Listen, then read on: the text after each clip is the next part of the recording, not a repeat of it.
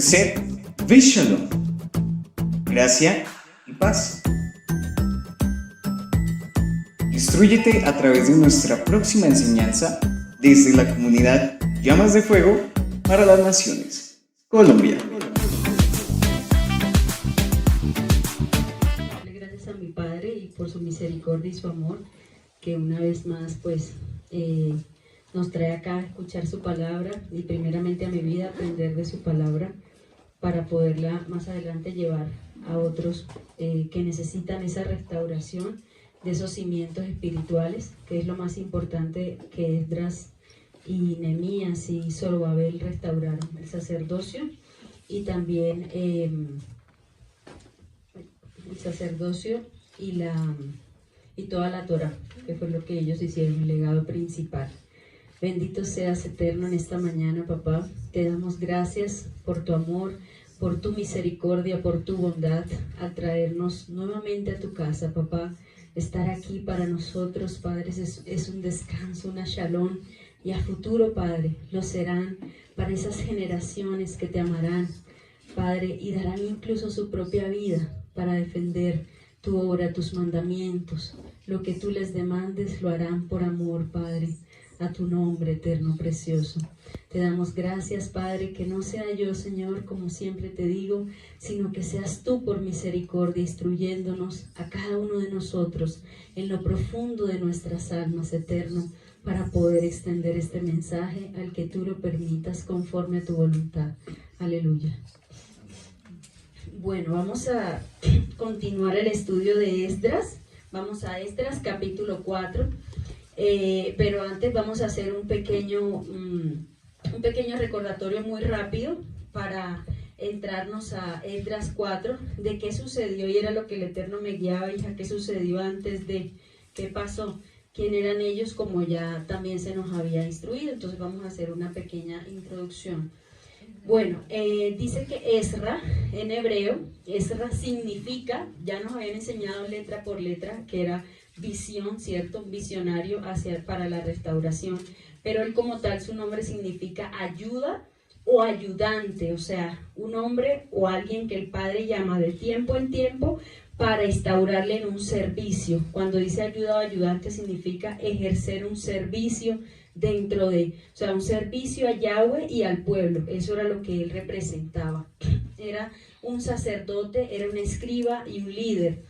Esra conocía la Torá, y esto es muy hermoso porque dice conocía la Torá, la creía y la obedecía, porque hay gente que, o muchas personas la conocen, algunos la creen, pero a veces no la conocen, y otros la creen, la conocen, pero a veces no la obedecen, que es lo que vemos, y es el llamado a restaurar eso. Entonces él conocía, la creía y la obedecía. Eso donde está más adelante en Esdras 7:10 dice, Esra había decidido, o sea, fue una decisión de él personal, Esra había decidido estudiar y obedecer la ley de Yahweh y enseñar sus decretos. Entonces no solamente llegaba hasta la obediencia, sino que también iba más allá y enseñaba la Torá, enseñaba sus decretos y enseñaba las ordenanzas a todo el pueblo de Israel, como más adelante también lo vamos a estudiar. Entonces empezamos que en el capítulo 1, Zorobabel, ¿qué nos va a enseñar o qué nos enseñó Zorobabel? Y vamos a entender algo muy bello y muy espiritual para esta casa, de por qué el Padre en algún momento le dio a nuestro rol el legado de Zorobabel. Eso lo vamos a ver. Y es que primero Zorobabel lo que hizo fue un retorno de esa realeza. O sea, ese intento de restaurar esa realeza, porque él venía de la línea de David. Y eso está en Esdras capítulo 1, del 1 al 6 y el 22. Y él dirigió el primer retorno. ¿Y qué hizo Esdras? Ayudó en la construcción del altar, o sea, de los sacrificios, y primeros cimientos del templo, hablándolo en la parte física, pero sabíamos que este trasfondo no era físico, sino era un trasfondo de instauración de cimientos espirituales, como lo vamos a ver. Y esto fue interrumpida posteriormente, que es lo que vamos a desarrollar en Esdras 4, y posteriormente Darío hace un decreto para continuar esta obra. Entonces eso vemos en el capítulo 1. Después de casi 80 años del retorno de Zorobabel, después de casi 80, retornó, y lo vemos en el segundo capítulo, Esra, ¿qué hizo cuando Esra retornó? Retornó el sacerdocio. Entonces, con Zorobabel restauró ¿qué? O retornó la realeza. Y en segundo lugar, con Esra retorna el sacerdocio al pueblo. ¿Y qué hace en este momento? Predicación, que lo vamos también a ver a partir del capítulo 7 de Esdras. Retornó la predicación de las escrituras, es decir, la enseñanza a las escrituras, y alentó al pueblo además. Después de casi 58 años, lideró un grupo de Yahudín desde Persa hasta Jerusalén, y por los decretos de Artajerjes I, y que se le encomendó también a Esdras, administrar los asuntos del país. O sea que un sacerdocio no es como hoy en día, que hoy solamente tiene que ver por allá, no, yo no me meto con más nada, no, sino que el padre organizaba en todo sentido y usó este siervo para administrar todos los asuntos. O sea, un pueblo que se rinde a la Torá, el padre le dirige y le direcciona en todos los demás asuntos, en todas las demás dimensiones, y no necesita hombres corruptos que interrumpan su propósito. Él que hizo más adelante, se enteró de algunos casamientos y las mezclas, y eso lo llenó de celo, y es algo, por ejemplo, que en esta casa se ha guardado mucho, el celo de que nuestras generaciones se consagren y se puedan mantener hasta el final entre el pueblo de Israel con pueblo de Israel, y no mezclas. Y eso fue lo que a Esdras en ese momento lo llenó de celo, y por eso él se humilló. ¿El que hizo? Se humilló. ¿Qué hace el sacerdote o qué hace el verdadero sacerdocio? Se humilla, ora, busca de la presencia del Padre, y así de esta manera el Padre le dio como esa gracia, y él pudo hablar lo que estaba sucediendo, y muchos dejaron a esas mujeres extranjeras y retornaron espiritualmente a la verdad en ese momento. Entonces, esos fueron como los dos legados inicialmente de Zorobabel y de Esdras, a grosso modo. Entonces, dos aspectos que por orden de Abba intentaron retornar, como decíamos, la realeza y el sacerdocio. Lo mismo que hoy en día se perdió muchas veces. Vemos aproximadamente desde Moshe hasta Yeshua, vemos una línea aproximadamente de 2000 años, más o menos, y nuevamente el Padre, y si vemos de Yeshua a nuestro tiempo aproximadamente cuánto ha pasado también, aproximadamente el mismo tiempo, y nuevamente el Padre levanta en esta generación, es para que veamos como lo que fue, será, y porque el Padre nos pone tan hermoso a ver esto, porque es una realidad para nosotros. O sea, hoy en día, 2000 años después de eso, 2000 algo años, levanta a siervos hoy en día, y el siervo de esta casa, por ejemplo, y así en muchas naciones de la tierra, hay pequeños remanentes que están creciendo como nosotros. ¿Y qué le demandó el Padre primeramente al siervo de esta casa? Inicia desde el comienzo, desde el Bereshit, y vemos que nuestro Roe empezó a enseñar desde Bereshit, a instaurar la Torá desde el orden del comienzo, y eso fue lo que hicieron desde el principio estos sacerdotes también, y lo ha instruido por medio del Rúa como hombre y como mujer de Yahweh. Y también el amor por obedecer sus mandamientos, porque eso se había perdido lastimosamente. Sus tiempos, el amor por las santas convocaciones, por restaurar la santidad, por evitar mezclas y todos los principios que esta generación se nos está demandando. O sea, no creamos que es que el Padre está, o sea, los pone a ellos porque sí, a demandarnos cosas porque sí, no, es porque hay hay un peso y una responsabilidad de restaurar esto en nosotros, para que las futuras generaciones preserven este legado con celo y santidad, y lleven el legado de una adoración verdadera conforme a lo que Yahweh demanda. O sea, sin alteraciones, fuera de paganismos, de mezclas, de la influencia babilónica que todavía la vemos hoy en día, y de Siria. Para este tiempo, ese retorno hoy en día lo estamos viviendo. O sea, no somos ajenos a lo que en este momento estaba sucediendo, y por eso es lo que el Padre nos llama a hacer. Por eso es la necesidad de restauración, por eso es la necesidad de que cada alma, cada día nos examinemos y mirar, ser un testimonio para esos que van a venir, para esas generaciones que aún faltan por retornar. Dice, Judá y Benjamín retornaron, que lo vemos también en los primeros capítulos. Judá y Benjamín retornaron para la reconstrucción del templo, Y dice que y las otras 10 tribus estaban fragmentadas, estaban esparcidas, sin certeza de su etnicidad, o sea, no sabían de dónde venían, por lo cual no participaron en la reconstrucción. Por eso vamos a ver muy seguidamente que mencionan Judá y Benjamín, y eran las otras 10 estaban esparcidas. Sí, siendo así los esparcidos hoy en día, nosotros Israel, ¿sí? Y hacemos un retorno por medio de Yeshua, porque Yeshua, la Torah viviente, vino a enseñarnos cómo se aterrizaban los mandamientos, cómo vivir en santidad, cómo alcanzar el camino al Padre. Entonces, un retorno por medio de Yeshua para la reconstrucción no de murallas físicas, sino de cimientos espirituales para llegar a una salvación hasta el final y llegar al final de esta carrera. Entonces, vemos rápidamente también en el capítulo 1, vemos que hubo un decreto de Ciro o Cush, como el profe nos enseñaba, que un retorno a Jerusalén, una entrega de los objetos junto con Zorobabel y los sacerdotes, los levitas, los líderes tribales de Judá y Benjamín. En el capítulo 2 retorna con Zorobabel y los otros líderes, así como un grupo de los que retornaron con las ofrendas para la reconstrucción. En el capítulo 3, la reconstrucción del altar, que está en Esdras 3 del 1 al 6, dice, rindieron sacrificios en el altar los sacerdotes y Zorobabel en la mañana y en la tarde. Dice tan hermoso que celebraron Sucot y ofrecieron ofrendas voluntarias. Y aquí algo muy hermoso es que 15 días antes, dice en el verso 6 del capítulo 3, 15 días antes de Sucot, los sacerdotes empezaron a sacrificar ofrendas quemadas a Yahweh, junto antes de echar los cimientos del templo de Yahweh. ¿Qué riqueza espiritual nos enseña esto en el capítulo 3? Nos enseñaba el Padre.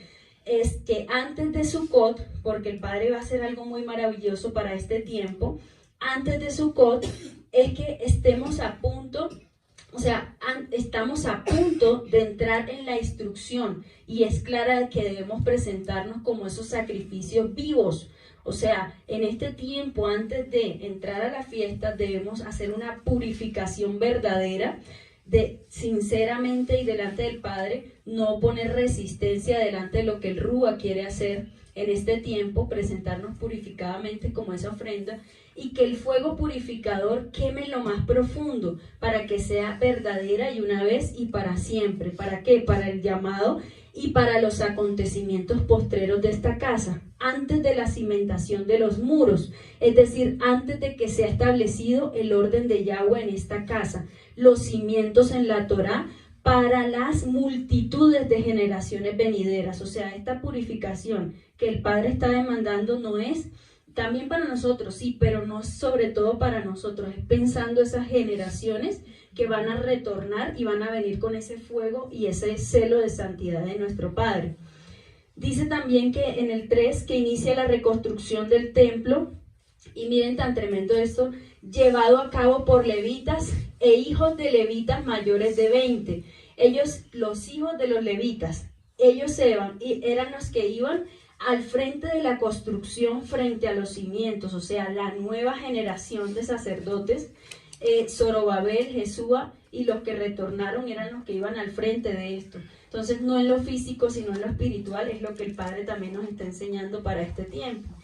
Cuando terminaron los cimientos, vistieron sus túnicas sacerdotales y ofrecieron adoración de gratitud y dijeron esto tan bello, Él es tan bueno, su fiel amor perdura o permanece para siempre. Y unos ancianos lloraban al recordar el primer templo por lo físico y otros daban gritos de alegría porque sabían lo que estaba pasando también en lo físico y en lo espiritual. Ahora sí, para entrar en el desarrollo de Esdras 4, tiene como un subtítulo que lo ponen en algunas versiones, y es que enemigos, aunque sabemos que esto se estudia como se nos ha enseñado, como un solo rollo. Por eso el Padre me lleva, ve al comienzo y ve al final de Esdras para que puedas entender, hija, el mensaje. Porque esto es un solo escrito, no fragmentado. Entonces dice que ya después de lo que acabamos de ver, posteriormente que empieza Zorobabel a instaurar y a empezar estos cimientos, vienen unos enemigos que se oponen a la reconstrucción.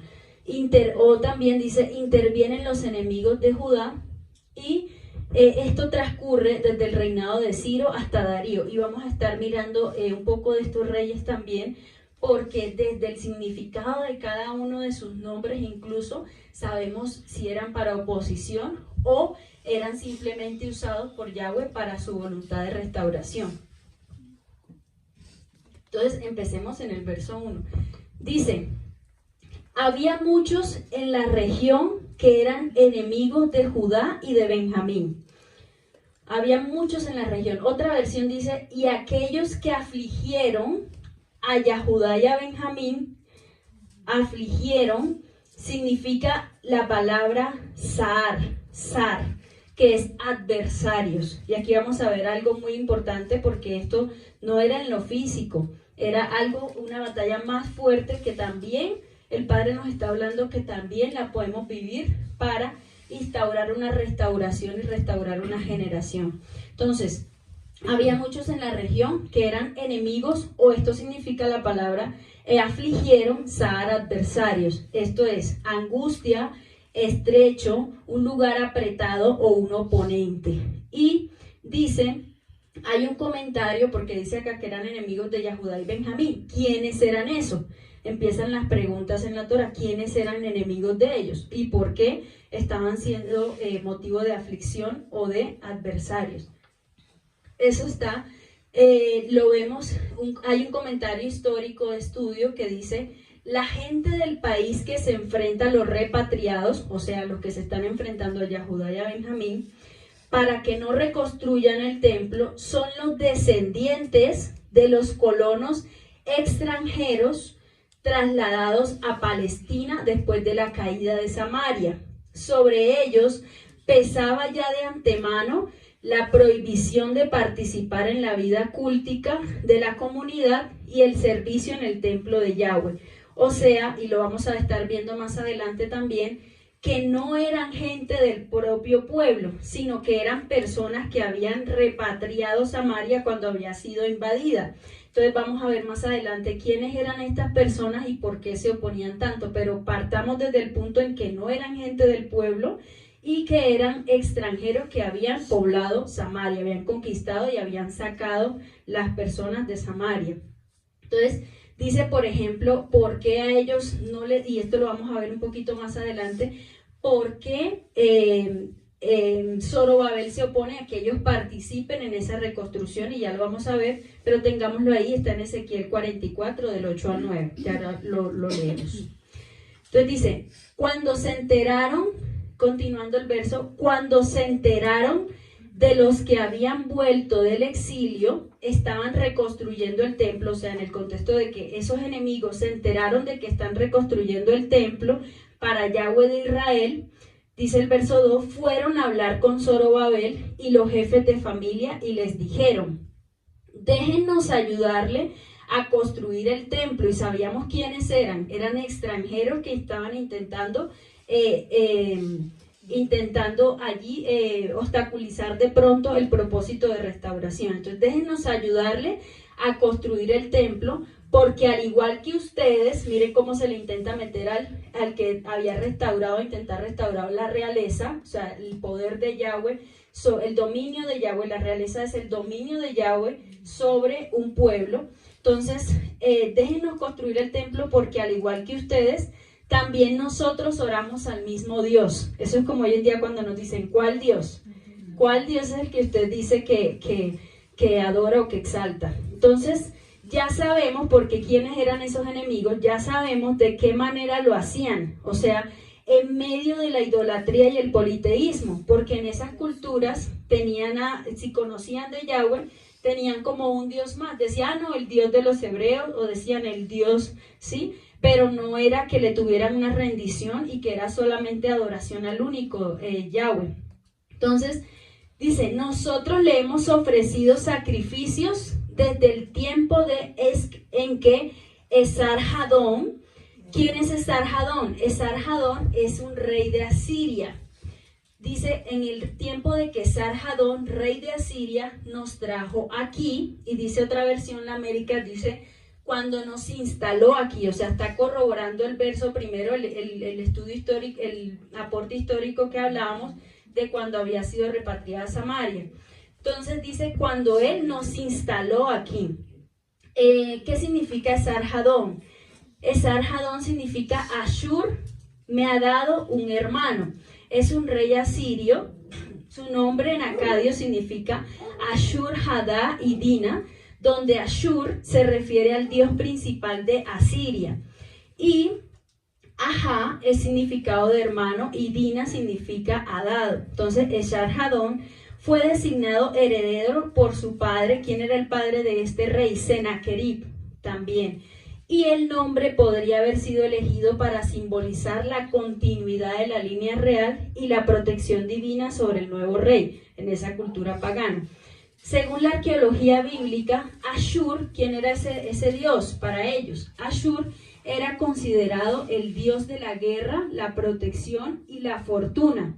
Dios de la guerra, protección y fortuna, que es lo que vemos que hoy en día se cree en alrededor de las naciones, y la fortuna del asirio. Se creía que protegía a Asiria de sus enemigos y que guiaba a sus ejércitos en la batalla.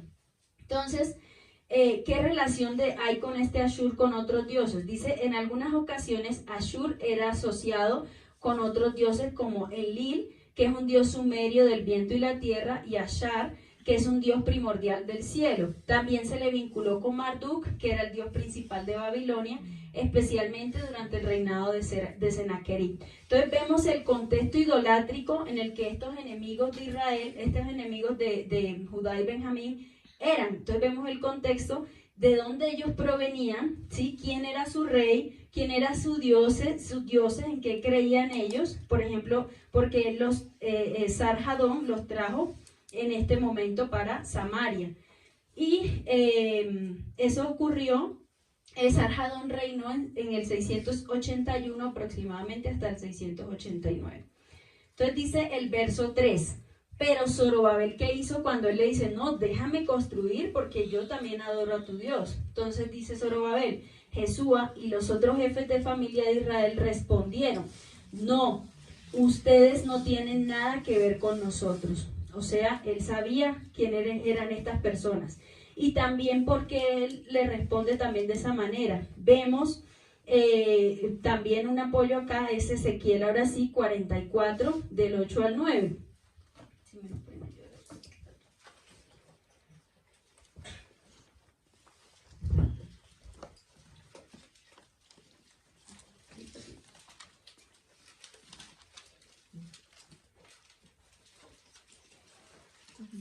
Dice, pues no han guardado lo establecido acerca de mis cosas santas, sino que han puesto extranjeros como guardas de las ordenanzas en mi santuario.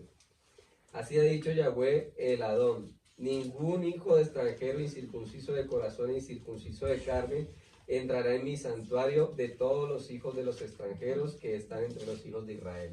Así es. Entonces, eso también, porque el Padre, eso lo habló en medio del exilio, y eso era lo que venía pasando, Entonces ellos dijeron, no, igual es un Dios más, pues déjanos interrumpir desde adentro, interrumpir la restauración espiritual que quieres hacer. Y vamos a ver por qué se movía detrás de esos hombres que estaban ahí. Entonces dice, otra versión dice, primero Zorobabel le dice, no tienen nada que ver con nosotros. Otra versión dice, de ninguna manera pueden tomar parte en esta obra. O ustedes no pueden ayudarnos, porque de acuerdo, continuando el texto, porque de acuerdo a lo que ordenó Ciro, el rey de Persia, solo nosotros podemos construir el templo de Yahweh, Elohim de Israel. Esta palabra de solo nosotros significa yadhat, que significa juntamente, juntos, solo nosotros prácticamente edificaremos. Y es lo que nosotros también para este tiempo, cuando esté el proceso de restauración, van a venir muchos camuflados a querer decir, no, ven, yo intervengo en esa obra, yo lo voy a ayudar, yo voy a hacer parte de eso. Incluso en la fundación van a buscar la manera sutilmente, ¿sí?, para intentar engañarnos, pero nos toca con mucho discernimiento de mi Padre y con el poder de su Rúa discernir las intenciones con los que vengan a dañar o a destruir el propósito de restauración de las generaciones de Israel. Entonces eso es una primera instrucción que el Padre nos enseña. Dice el verso 4, entonces esa gente se enojó y comenzó a intimidar y a desanimar a los yaudí porque no continuaran con la construcción del templo.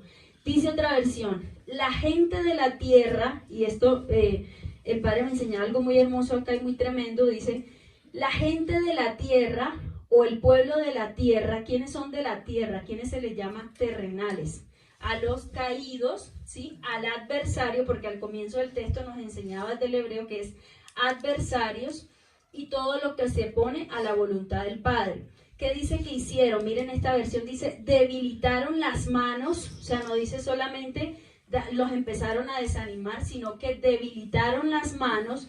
¿Y yod qué significa? Manos es yod, significa poder o una mano, ¿sí? O significa dirección. ¿Qué quiere decir? Que estaba turbando, esos enemigos estaban turbando la dirección que el Padre había entregado para ese momento. O sea, cuando alguien interrumpe o debilita las manos, quiere decir quita la fuerza, de alguna manera quita la dirección que el Padre ha entregado para que no se cumpla. Entonces, eso por este lado, eso era lo que estaban buscando esos enemigos. Dice, para que no continuaran la construcción del templo.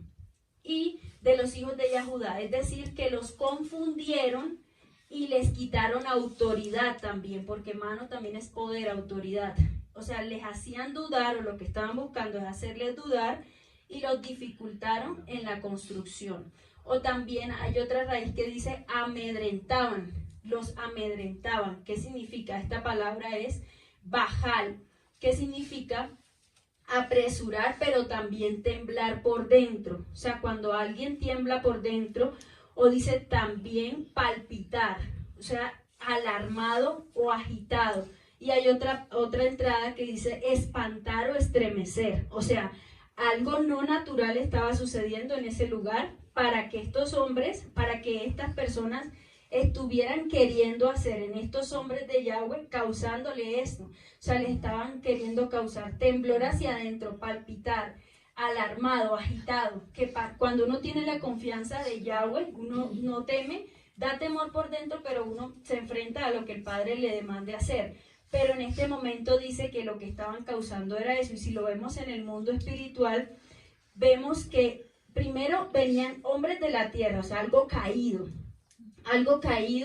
por medio de las entidades. O sea, sabemos que hoy en día el mundo espiritual es tan real y la guerra espiritual es tan real, que esto es lo que ocasiona cuando una persona se enfrenta al mundo de las tinieblas. O sea que lo que estaba sucediendo allí no era una guerra física, lo que estaba sucediendo allí es que era una intervención demoníaca para oponerse a los objetivos de restauración que el Padre quería para las generaciones futuras. Entonces, estaban sobre estas entidades estaban sobre estos pobladores de la tierra, o sea, caídos, o sea, enviados por Él, pero lo que vivieron en este momento fue una oposición sobrehumana, de maldad, de tinieblas. Es vívidamente la expresión del miedo humano cuando vive o se enfrenta a un poco de guerra, como se nos ha enseñado, de ese segundo cielo, que se mueve en este plano también, u oposición para que no se lleven a cabo los propósitos del Padre. Dice el verso 5, sobornaron, esa sí está igual en todas las versiones. ¿Qué quiere decir la palabra sobornar? Sacar con K, y es, o tomaron a sueldo, significa alquilaron, contrataron, dar dinero, tomar a los empleados del gobierno o a los consejeros para que trabajaran en contra de los yaudí. O sea, como la estrategia inicial fue, el primer frente fue demoníaco, de esta manera causando temor, luego intentaron sobornar a los que también estaban trabajando allí en ese lugar. Entonces dice, e hicieran lo posible para detener la construcción. Este detener significa frustrar o parar, o sea, para romper, para frustrar, para dividir. O sea, que estaban buscando que de lo que el Padre había instaurado se fuera a separar, se fuera a dividir para no llegar a ese propósito. Los planes de la construcción del templo, o sea, para detener los planes de la construcción del templo. Esta oposición, y miren que aquí afirma lo que habíamos aprendido anteriormente, fue una oposición real. Esta oposición siguió durante todo el tiempo de Ciro, Kush, rey de Persia, y acá el Padre me enseñaba algo también muy tremendo, y es que ustedes saben que Daniel también fue acá, nos menciona en Daniel 10:13 específicamente, cuando él dice, porque en ese momento era guerra que se movía sobre esas poblaciones, primero a Asiria, luego Siria, y luego Babilonia, y luego sobre este lugar donde el Padre ya quería traer esa restauración. Cuando dice 13, más el príncipe del reino de Persia, o sea, una potestad grande que se movía sobre ese lugar, se opuso contra mí 21 días, y he aquí Miguel, uno de los principales príncipes, vino a ayudarme, y yo me quedé allí con los reyes de Persia. En ese momento menciona Daniel. Y dice, y he venido para hacerte saber lo que ha de venir a tu pueblo, o sea, lo que iban a vivir más adelante, y en los postreros días, porque aún habrá visión para algunos días, porque esta visión es para el futuro de tu pueblo. Dice, el 20 dice, y dijo, ¿sabes por qué he venido a ti? Porque luego tengo que volver para pelear con el príncipe de Persia, y al salir yo, luego viene el príncipe de Grecia, que era Magno. En ese momento era también el gobierno de Magno, que más adelante se venía. Entonces vemos acá, vemos la oposición demoníaca que se movía sobre los siervos de Yahweh y posteriormente para los que querían realizar el mandato de Yahweh. ¿Será que para este tiempo no vamos a tener ese tipo de oposiciones también cuando intentemos restaurar una generación? Entonces, y posteriormente para los que querían realizar el mandato de Yahweh, de reconstruir la Torá, los cimientos verdaderos del pueblo, no tanto por el lugar físico, porque Yahweh sabría que posteriormente este templo físico se convertiría en idolatría para ellos, si no eran las bases, enseñándole las bases y los cimientos espirituales. Pero también vemos que lo que fue será, como decíamos ahorita, pero mientras nosotros nos mantengamos en la misericordia de Yahweh, conforme a su voluntad, entonces haremos como Zorobabel. ¿Qué dijo Zorobabel? Nada tiene que ver los demonios ni la oposición idolátrica de nosotros, su pueblo, con ellos. De ellos, su pueblo, con nosotros. Y nosotros edificaremos sus cimientos espirituales para las generaciones venideras, que se prepararán fuertes para el final de los tiempos, con un legado de realeza, santidad, sacerdocio verdadero, según el orden de Melquisedec. Y esta oposición, entonces, dice, duró hasta que Darío se convirtió en el nuevo rey. ¿Darío quién era? Darío es un rey de origen persa antiguo, el nombre es de origen persa antiguo, que significa Darayabahush, el que mantiene la riqueza, o significa poseedor del bien. Y dice que Darío sucedió al rey Belsasar en Babilonia, y es mencionado también en el libro de Daniel, o se conoce históricamente, porque todo esto está corroborado históricamente, como Darío I o Darío el Grande, uno de los gobernantes más importantes del imperio persa, conocido por la administración y expansión del imperio. Según acá vamos a ver algo también, porque se mueven muchos reyes acá, mucha sucesión de reyes. Entonces, ¿quién primero? La cronología de los reyes de Persia. Entonces dice, primero Ciro, como habíamos mencionado, que reinó del 538, del 59 al 530. Esarhadón, que reinó del 681 al 669. Asnapar o Surbanipal, que también lo vamos a mencionar, que reinó del 669 aproximadamente al 633. Bueno, ahí sigue después Darío, del 521 al 521 o 22 al 486.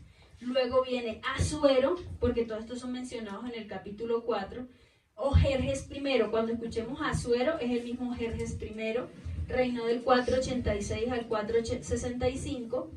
Artajerjes I, o Artajerjes es el mismo, reinó del 465 al 423. Y aquí, ¿qué hicieron cada uno de estos reyes? Entonces, Ciro, por ejemplo, en el 536 dirigió el primer grupo de repatriados con Zorobabel y empieza la reconstrucción del templo.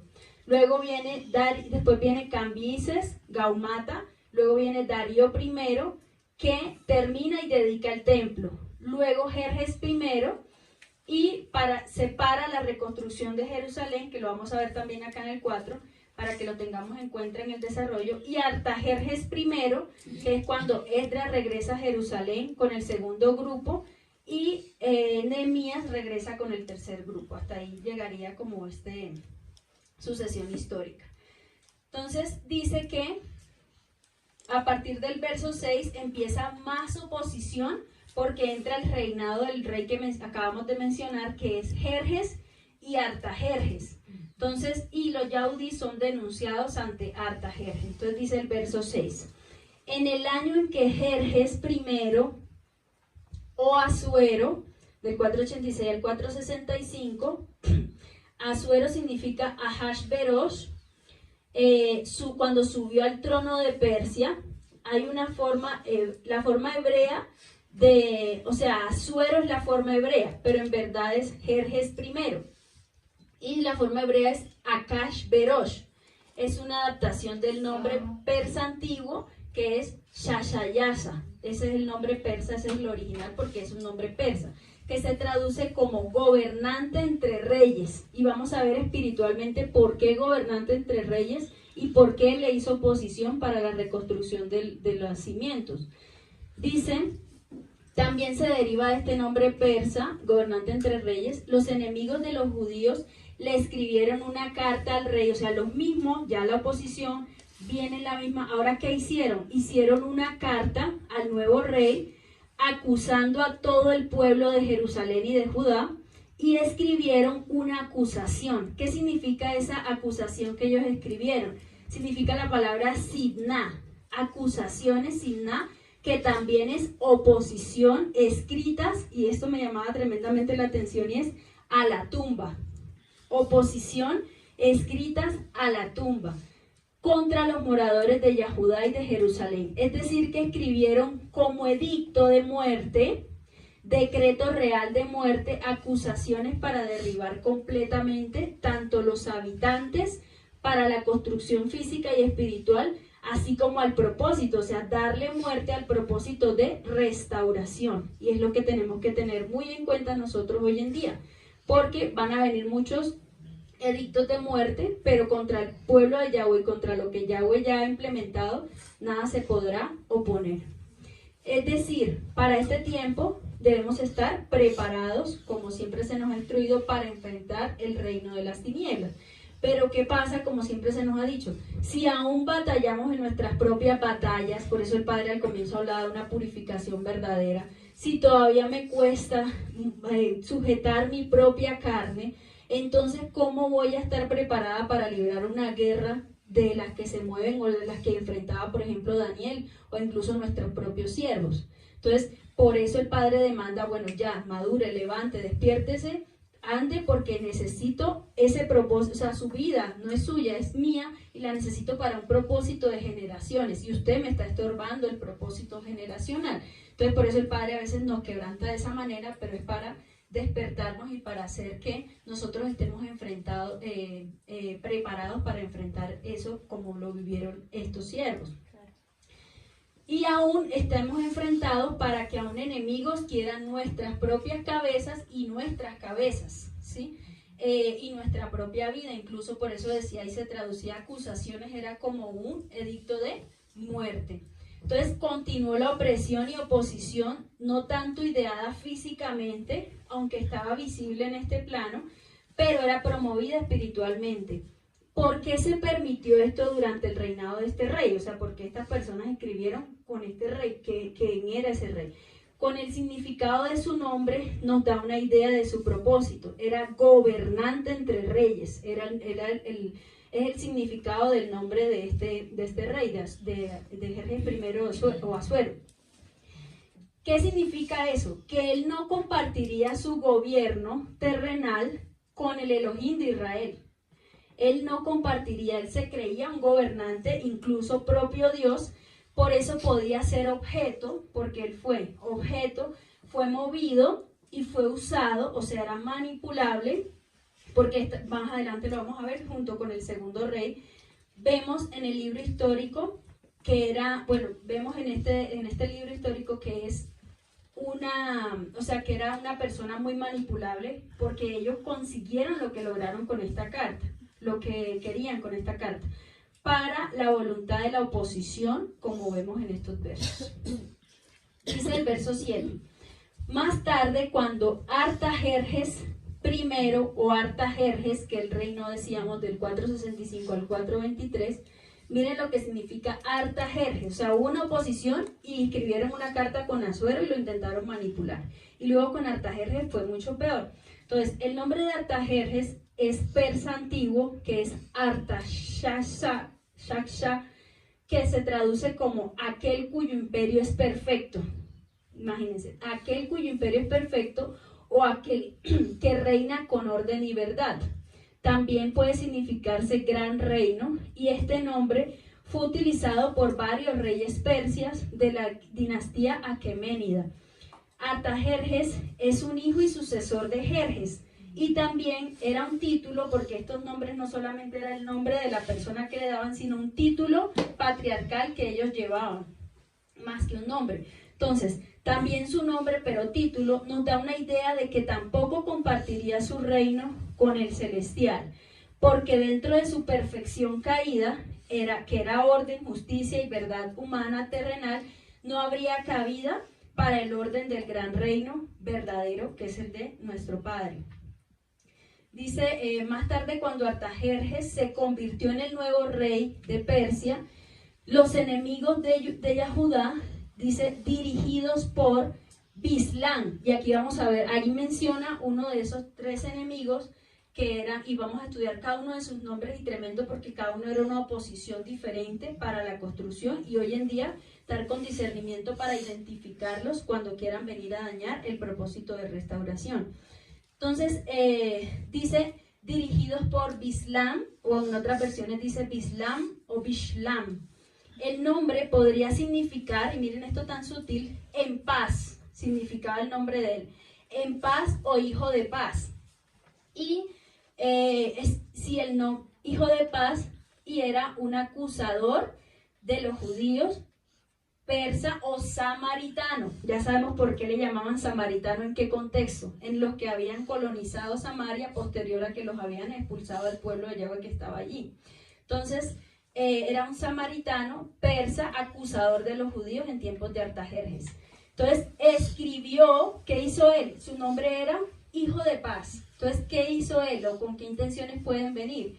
Escribió pacíficamente, también significa, escribió paz, o sea, significaba hijo de paz o pacíficamente. Entonces, ¿qué hizo él? Escribió una carta, escribió pacíficamente o le enviaron una carta, es decir, su propósito es sin traer turbación, sutilmente, palabras lisonjeras, ¿sí?, de falsa paz, y soy convincente con mi lenguaje de paz.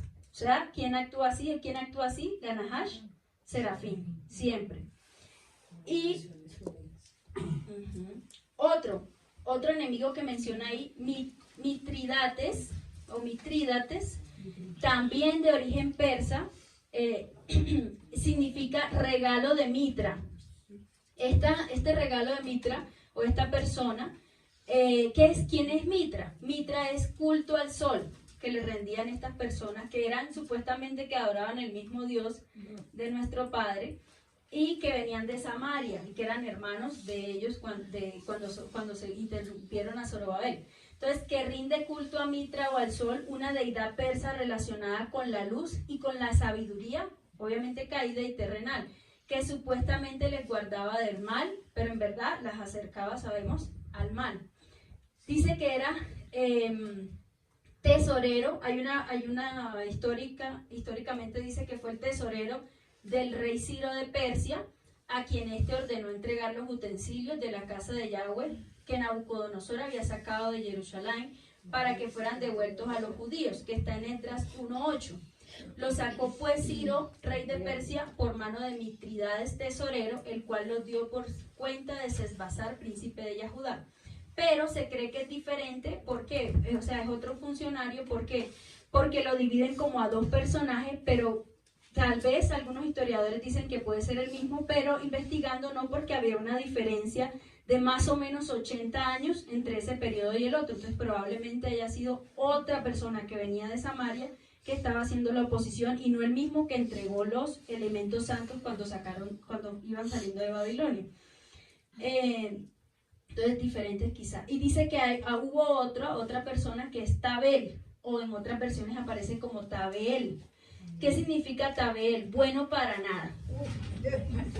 Bueno para nada, un arameo, dice de origen arameo, el que siempre sigue también significa. O sea, el que no tiene criterio, pero estoy ahí haciendo presión, haciendo fuerza para alguna oposición. Entonces dicen que esas tres personas encabezaron o lideraron esto y escribieron, que es la palabra katab, como decíamos ahorita, que es escrito o a la tumba, y escribieron otra carta quejándose de los judíos. Esta carta estaba escrita en arameo, lengua de Aram, Siria, y traducida o interpretada al idioma del mismo rey, o sea, al mismo idioma, o sea, traducida e interpretada al mismo arameo. Dice en Isaías 36:11, dice, Tabel escribió pacíficamente, miren esta versión como dice, Tabel escribió pacíficamente, o sea, Bishlam, o sea, escribió pacíficamente, que es Bishlam, el nombre de Bishlam, a Mitredat y al resto de sus compañeros sirvientes. Los recaudadores de tributos escribieron Artajerjes la carta y fue escrita en lengua aramea y la misma interpretada en el mismo idioma. Entonces vemos que a partir del 4.8 hasta el 6.18, o sea, todo el rollo de detrás del 4.8 al 6.18, se haya escrita en arameo, o sea que de ahí en adelante no cabría una traducción hebrea. ¿Por qué? Porque esto era arameo, que era la lengua franca del imperio medo-persa. O sea, de los estudiosos de la Torá, cuando estos rollos se estaban traduciendo minuciosamente, todo esto está escrito en arameo. Entonces, de ahí en adelante nos correspondería estudiarlo en arameo. Entonces dice lengua franca del imperio persa. Exacto. Al 6.8. Al 6.18. Dice el verso 8 entonces, Rehum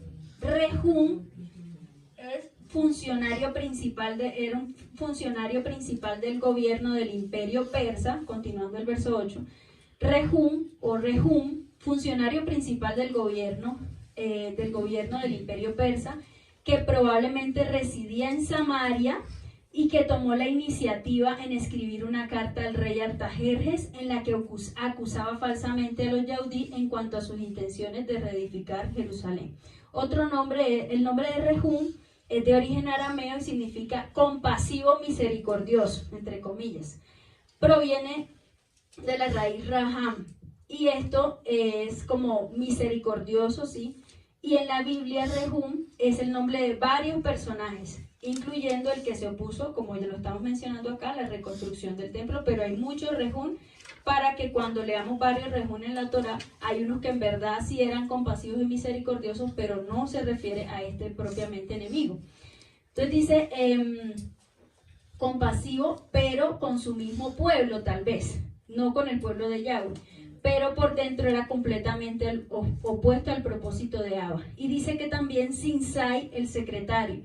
Sinsai, ¿qué significa? Mi hijo el que brilla. Shinsai, samaritano, escriba, opositor de Israel.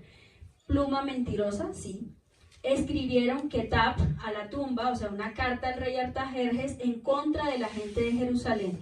Así, ahora sí, así decía la carta escrita en arameo. dice,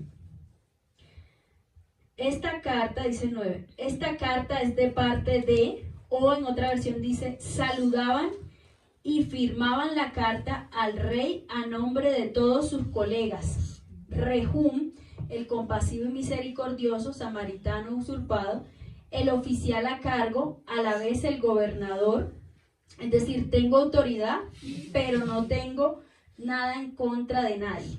O sea, no tengo nada en contra de nadie porque soy compasivo, pero tengo autoridad aquí.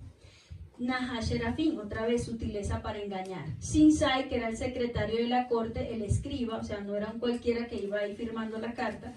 Los jueces, los altos funcionarios de Líbano, hoy en día, que es Trípoli, mencionaba ahí, hoy Persia.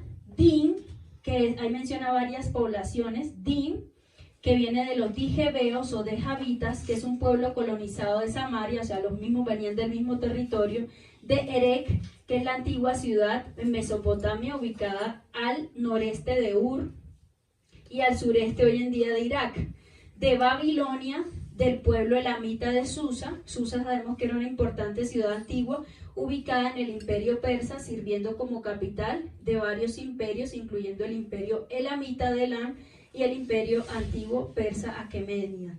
Dice la versión NTV, el pueblo de Tarpel, Tarpelita significa, es un lugar en Asiria, los persas, los babilonios, los de Erech y los de Susa, es decir, Elam, como ya mencionábamos. Dice, aunque,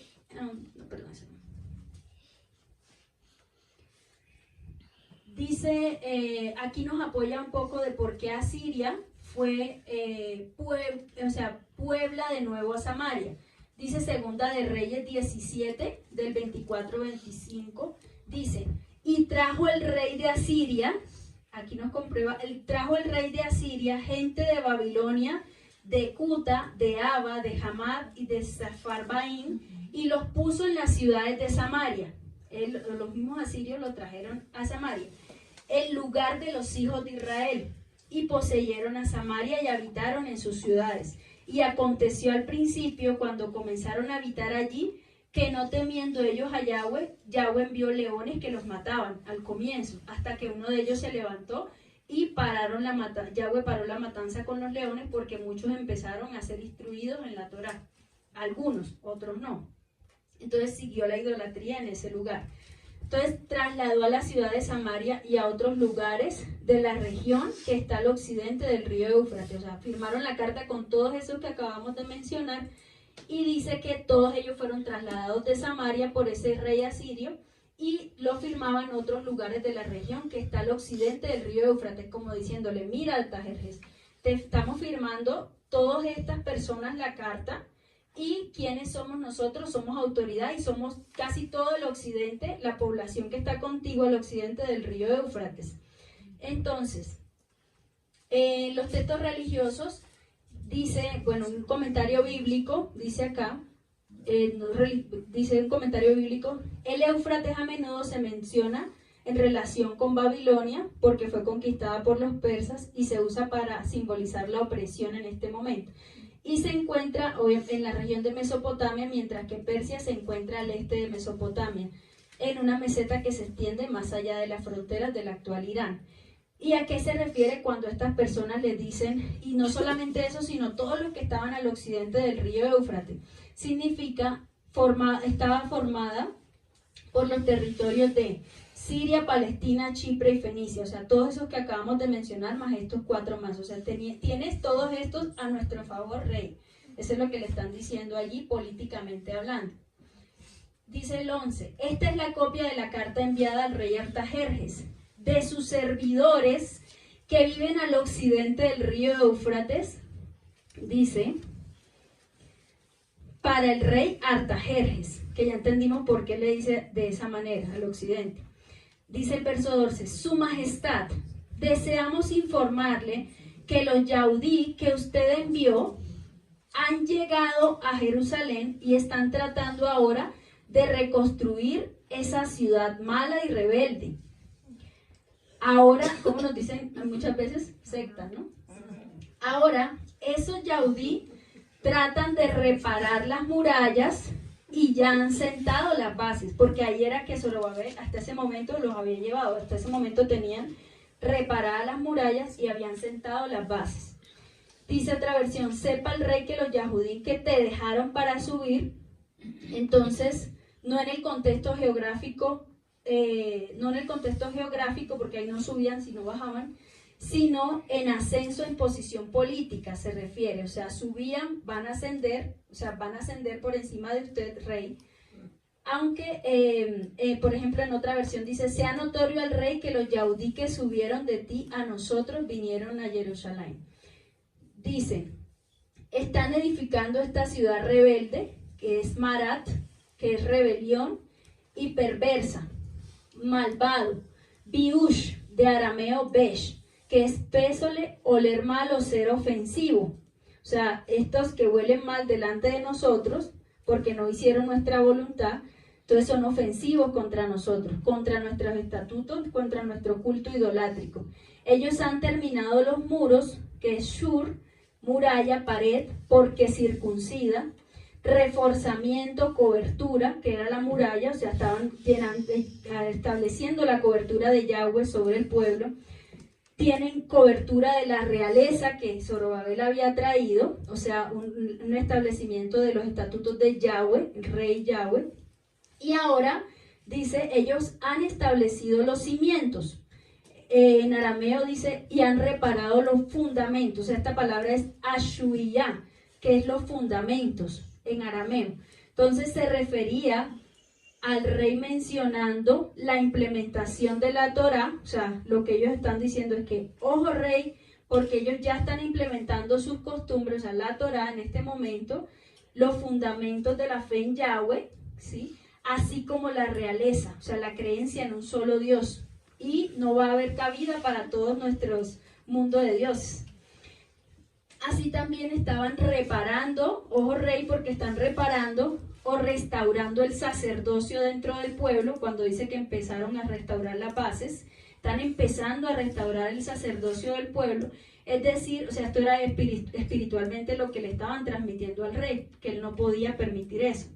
Es decir, que abandonarían el politeísmo del que venía y de los que ellos samaritanos estaban implementando para adorar solo a Yahweh, si él no intervenía o no hacía algo como rey. Es lo que dice desde el origen arameo cuando se refiere a fundamentos. Dice otra versión, ya han echado los cimientos, o sea, las bases, y pronto terminarán sus murallas. O sea, están dispuestos a restaurar la muralla, dice otra versión. El rey también debería saber si esa ciudad se reconstruye, y esto es la palabra baná, o se reedifica, que es albañil, poner cimientos, construir, prosperar, restaurar, y se completan las murallas, o sea, si se completa su restauración del sacerdocio y la realeza, completando así su cobertura, las generaciones que nazcan restauradas no se van a someter al poder de las tinieblas, ni se van a someter al politeísmo, sino que van a adorar solo a un Dios que es el Dios de ellos, de Israel. No se dejarían someter bajo ninguna idolatría ni poder demoníaco. Ya nada actuaría en ellos para desviarlos. Entonces, restaurar es la palabra kelal, que es algo completo también, algo completo, una obra completa, que es completar, acabaron. Y ellos le decían al rey, su reino se verá perjudicado porque los yaudí se negarán a pagar los tributos. Y vamos a ver qué significa esto. Claro, también le estaba hablando desde el punto de vista político, que un rey tiene que estar pendiente de los tributos, de los peajes, todo lo que las poblaciones tienen que pagar cuando son dominadas por un reino, pero también le estaba hablando de lo espiritual que aquí estaba sucediendo, o sea, que iban a dejar estas personas que ya no se iban a dejar sujetar por estos reyes paganos. Dice, se negarán a pagar tributos. La palabra tributos es midá y significa porción, ser medida, vestimenta. ¿Y qué significaba esto? Los tributos quiere decir que iban a acabar, o sea, lo mismo, que se iban a acabar estas mezclas que habían entre lo santo y lo profano que ellos habían traído y proliferado en esta región. Serían consagrados solamente a Yahweh. También dice que los derechos aduaneros, esto significa los impuestos, balá, que es la palabra balá, que es llevar a cabo decaimiento, o sea, al dejar ellos el de pagarte a ti, dice envejecido, llevar a cabo decaimiento, va a empezar a tu reino a declinar, porque si declara, sabemos que lo físico es una manifestación de lo que pasa espiritualmente, o sea, si ellos no se sujetan, pues ya bueno, va a derrotar. ¿Y cómo lo vas a ver? Con decaimiento físico en tu reino, con empobrecimiento, con envejecimiento. Veló, que significa homenaje, impuesto es veló también, que es homenaje, es decir, que hasta el final ellos no se someterían ni se rendirían homenaje a sus dioses ni a su imperio, sino que el imperio decaería, era lo que le estaban diciendo espiritualmente. Y también dice que dejarán de pagar los peajes correspondientes, o sea, dejarán de andar, pasear, caminar libremente, porque solamente estarán sometidos bajo una sola autoridad, que será la celestial. Dice, tendrán libertad de nuestro imperio, también significa eso, o sea que no vas a poder someterlos. Que si esta ciudad, dice otra versión, es edificada y los muros son terminados, tú no tendrás tributos, tampoco ellos te pagarán nada, y esto daña al rey, le decían así. Dice el 13, el rey debe saber que si reconstruyen Jerusalén y levantan sus murallas, esa gente no pagará tributo, lo que decíamos ahorita, contribución ni impuesto, y al final esta ciudad perjudicará los intereses del rey. Esta palabra perjudicará significa nesek, que dice podría salir herido, o sea, usted podría, si no hace algo, salir herido o lastimado. Y dice que esto también afectaría el erario real. El erario real se refiere al conjunto de bienes, rentas, recursos financieros que pertenecen al Estado de un rey o de un reinado.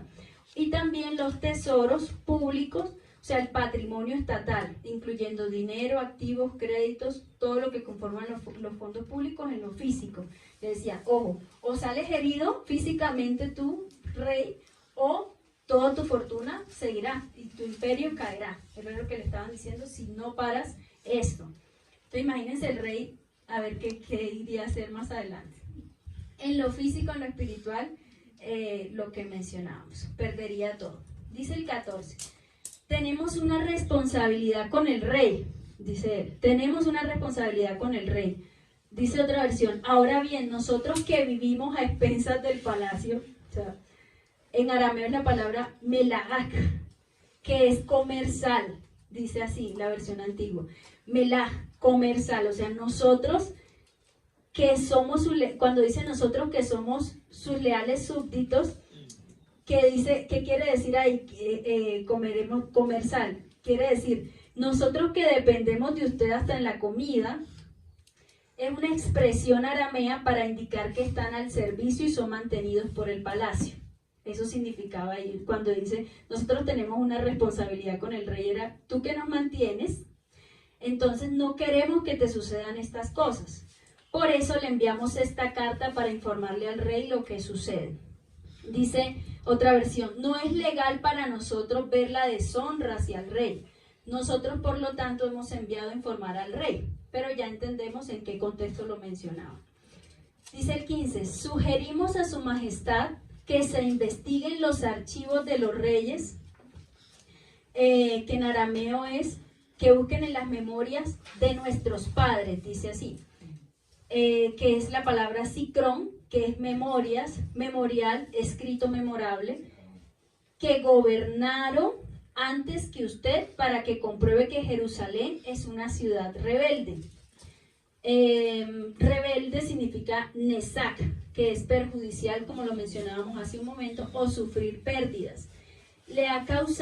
Jerusalén le ha causado muchos problemas a otros reyes y naciones que la controlaban. En esta ciudad se han dado muchas rebeliones desde hace mucho tiempo, por eso fue destruida. Dice, han promovido rebelión a provincias y reyes en medio de ella desde tiempo antiguo, por eso fue destruida. Le estaba diciendo, mira el pasado de esta ciudad, mira lo oscuro o el pasado de ellos, de su Dios, lo que hicieron ellos. ¿Dónde está la oscuridad de esta ciudad? O sea, ¿dónde está esta ciudad? Está en oscuridad. Como ha venerado su Dios, cuanto estaban libres, y por causa de esto muchos reyes e imperios resultaron despojados de sus tronos, sufrieron pérdidas y lesiones por medio de estas rebeldías. Dice el 16, nosotros le hacemos saber que si se reconstruye esta ciudad y sus murallas, usted perderá el control del área al occidente del río Éufrates. Y vimos al comienzo qué significaba las poblaciones que estaban dominadas o que estaban a favor del occidente del río Éufrates. Dice otra versión, no tendrás porción alguna entre los pueblos más allá del Éufrates, si esta ciudad se reconstruye. Es decir, ¿qué estaban haciendo? Le estaban intimidando llevando a pensar no solamente perderás dominio sobre Jerusalén, sino que también de las otras poblaciones perderás credibilidad de tu imperio si dejas que se reconstruya esa ciudad. Si la ciudad se reconstruye y los cimientos son edificados, es decir, nuevamente si se restaura la realeza y sacerdocio, entonces no podrás dominarlos más, ni los pueblos de alrededor. Era una amenaza final en Shalom, porque era un hombre de paz y de misericordia el otro. Entonces, una amenaza final muy sutilmente, es decir, la Nahash Serafín lo intimidó. Y lo vamos a ver a partir del verso 17. Entonces el rey Artajerjes envió esta respuesta.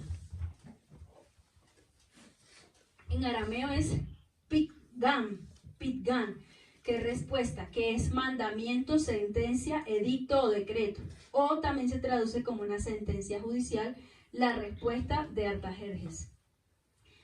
Dice, a Rehum, el oficial a cargo, Sinsai, el secretario, y a toda la gente que vive con ellos en Samaria y en otros lugares al occidente del río Éufrates, o sea, todos. Saludos, o en otra versión dice paz, prosperidad y bienestar para ustedes, dice el 18. A la carta que nos enviaron ha sido leída, y dice la otra versión, la versión América, dice puntualmente traducida, o sea, punto a punto, traducida en mi presencia. Traducida es parash, que significa declarado claramente, dolor, herir. O sea, este escrito me ha herido, o sea, me ha intimidado, ha logrado el objetivo, ha sido leída en mi presencia. Que dice que la palabra leída o leer, dice que es mediante la idea, aquí como él lo menciona, ha sido leída en mi presencia, mediante la idea de acosar a una persona que uno encuentra, o sea, era el objetivo de ellos al enviarle la carta al rey.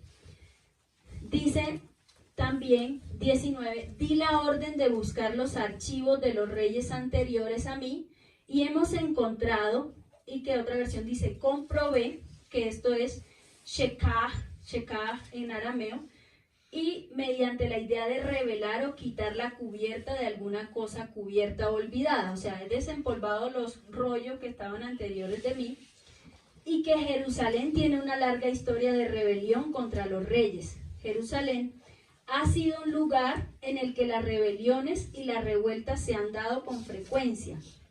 Dice otra versión, comprobé que Jerusalén ha sido un semillero de insurrección, o sea, no se han sujetado nunca, contra muchos reyes. De ellos, la rebelión y la revuelta son normales allí. 20. Pero hubo también en Jerusalén reyes poderosos que controlaron a Jerusalén y a toda la provincia alrededor o al occidente del río Éufrates. A ellos se les pagaban tributos, impuestos y rentas. Es decir, que el objetivo de la intimidación con palabras de paz y lisonjera funcionó. Dio resultado, para su parecer, viendo la amenaza que representaba la restauración completa de Israel por el poderío de su Dios. Vio el futuro del fin de su dinastía, porque él vio que muchos reyes que estaban en Jerusalén, cómo lograron dominar todas las provincias que él tenía hoy en día. Entonces dijo, no, estos son una amenaza. Si levantan un rey acá, en lo físico es una amenaza, pero más allá de eso era el trasfondo espiritual de lo que él estaba impidiendo hacer. Vio el futuro, el fin de su dinastía, si permitía en lo físico y en lo espiritual que consolidaran la restauración. Dice el 21, así que autorizo que se escriba un decreto, ya dijimos escriba, kabaj, de muerte, para que los judíos detengan, o sea, paren, batel, que es en arameo, cesarán o que desistía de la mano de obra o desistir de trabajar. O sea, frenen la reconstrucción de Jerusalén. O sea, dejen y corten el proceso de restauración en ese lugar, que no sea edificada hasta nueva orden. O dice otra versión, hasta que por mí se ha dado el edicto o la orden. Mandamiento, orden, mandamiento, mandato. Esta es la palabra team, que es mandato, que es comer a gusto para alimentar. Dice que aparte de lo que cesó la obra, o sea, que aparte de que cesaran la obra de restauración, también estaba diciendo que mandaba al alejamiento del alimento espiritual. O sea, al decir acá, paren la obra, no solamente paren la obra, sino que si detenía el sacerdocio, que era el objetivo principal, los iba a dejar sin alimento, o sea, sin, como un sitio, como un alimento espiritual, que era lo que ellos estaban en verdad restaurando, que aquellos hombres podrían tener con Yahweh, o sea, el alimento espiritual, que era lo que los sostenía. Ya no dejaría libremente su culto público a Yahweh, para que no desviaran a los demás ni a los demás pueblos circulantes alrededor o al occidente del río Éufrates. Dice el 22, sean muy cuidadosos con ese asunto para que el problema no pase a mayores. No quiero que los intereses reales salgan perjudicados. Dice otra versión, tomen cuidado de no desatender su deber. De otra forma el daño, o sea, ¿se sentía amenazado este rey? Claro. De otra forma el daño puede aumentar para daño a reyes. O sea, no solamente a mí, sino otros también van a resultar afectados. Lo habían amedrentado tanto que ya le había convencido del daño o lesión, como se mencionaba antes, que es Jabal. Corromper, desecho, destruido para destruir o daño, que causa a su reino la reedificación o imposición del reinado de Yahweh versus la instauración de la ley verdadera. Sean prudentes, le decía, que en arameo es sahar, que es amonestar, brillar, iluminar mediante advertencias. O sea, amonesten y mediante advertencia al pueblo queden bien delante de ellos, o sea, brillen delante de ellos, o sea, actúen sigilosamente, como en lo oculto, como quien actúa en lo oculto, el mal, y dice también, no sean negligentes, que es la palabra shalú. Dice que es error o un mal. No cometan errores en instaurar lo encomendado. Y dice también que shalú, o sea, negligentes, es blasfemia. Entonces, no cometan errores en instaurar lo que les estoy encomendando, ni blasfemen contra ese Dios, ni contra mí, su rey. O sea, delante de ellos. Eviten males mayores. Esto aumentaría el perjuicio o daño a los reyes y corromper, destruir nuestro propósito de sometimiento. O sea, si los queremos someter, no difamen del Dios de ellos, pero sitiémosles, párenle la construcción, porque esto les va a detener la fuerza, que es su alimento espiritual, para que consigan la restauración que Yahweh les está mandando hacer. Dice, no sean negligentes, no descuiden este asunto, es decir, como ojos encima de ellos, todo el tiempo. ¿Cómo nos tienen al remanente del rey? O sea, no es casualidad que mi padre es tan bello. 23. Una copia de la carta que envió el rey Artajerjes fue leída ante Rahum, o sea, ya recibieron la respuesta del rey. Rahum, Simsai, el secretario y la gente que los acompañaba, inmediatamente ellos se la comunicaron a los yaudí en Jerusalén y por la fuerza, y miren en arameo qué significa, Jail, que es poder, brazos o fuerza, ejército, valientes o una fuerza. ¿Cuál influencia? O sea, ¿de qué fuerza estaba hablando? ¿De qué poder si el rey les dijo que fueran sigilosos? ¿A qué se está refiriendo nuevamente? Al plano espiritual. O sea, invoquen los principados que tengan que invocar, hagan lo que deban hacer, pero paren eso, ¿ya? Entonces, eso era entre líneas, porque, bueno, paren físicamente, sí, pero entre líneas espiritualmente, quítenle la fuerza, ¿sí? Con ejército de que si eran unos pocos que estaban reconstruyendo, para que un ejército completo. Ejército espiritual se refiere acá. ¿Cuál influencia? ¿Un ejército físico o del mal?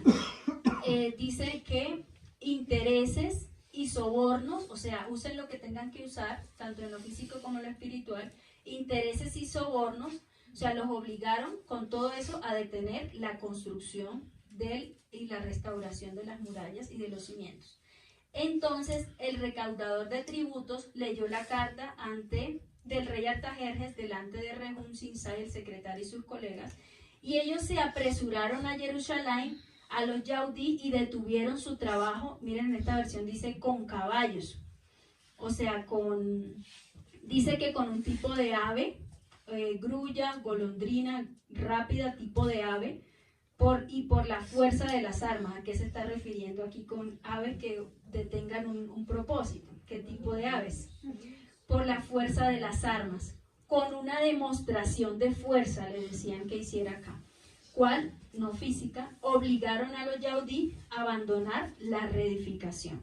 Y dice el 24, el trabajo en el templo de Elohim en Jerusalén se suspendió y no se reinició sino hasta el segundo año del reinado de Darío, en Persia.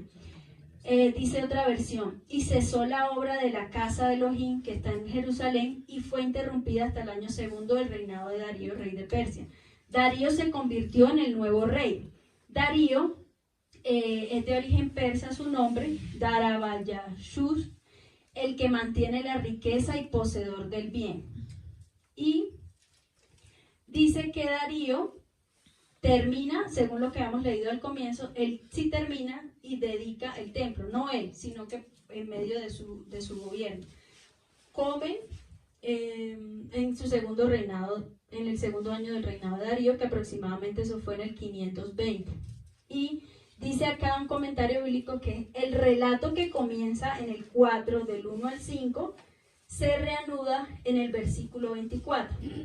Durante este tiempo, veremos en el capítulo 5, en el otro estudio, cómo los profetas Ageo y Zacarías, que para este tiempo siempre que viene una oposición al pueblo o viene algún ataque demoníaco o algo ha sucedido, cómo los profetas, cómo los siervos del Padre se levantan en medio de todo. El pueblo levanta sus brazos, pero ellos delante del Padre se mantienen firmes y fuertes para que todo el pueblo no se desanime y continúe un proceso de restauración. Eso es hermoso. Entonces vemos como en el 5 se levantaron Ageo y Zacarías, que eran contemporáneos acá, profetizaron en el nombre de Yahweh, y así como Zorobabel y Jesúa posteriormente continuaron la reconstrucción, que eso lo vamos a ver en el 5. Quiere decir y confirma que sí era un conjuro espiritual, porque miren que cuando ellos se levantan y empiezan a profetizar en el nombre de Yahweh y todo el mundo como despierta de esa turbación espiritual que había en ese momento, dice, ¿qué quiere decir? Que ellos con su autoridad derrumba ese conjuro espiritual o eso que se había hecho en ese momento demoníaco que hicieron por fuerza para detener la restauración. Y finalmente vemos cómo hay que prepararnos, como ya mencionábamos, para enfrentar tanto a hombres del mal, ¿sí?, enviados por Hasatán, y gobiernos que se van a oponer, así como lo que se mueve en la guerra del segundo cielo que afecta a lo terrenal. ¿Por medio de qué? De la santidad, de estar firmes en lo que Yahweh nos demande por encima de todo, para beneficio de nuestras generaciones y dejar una huella de restauración, de realeza y sacerdocio, como el Padre nos ha enseñado. Aleluya, bendito sea nuestro Padre.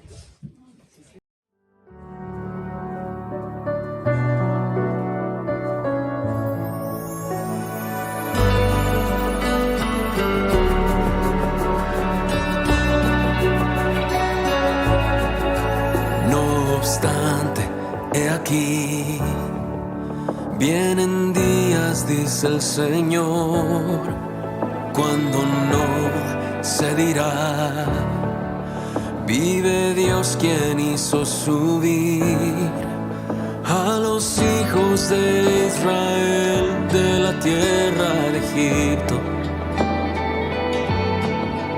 Viene un éxodo que es mayor en el fin de los tiempos y se dirá, vive Dios quien hizo subir a sus hijos del norte y de todo lugar,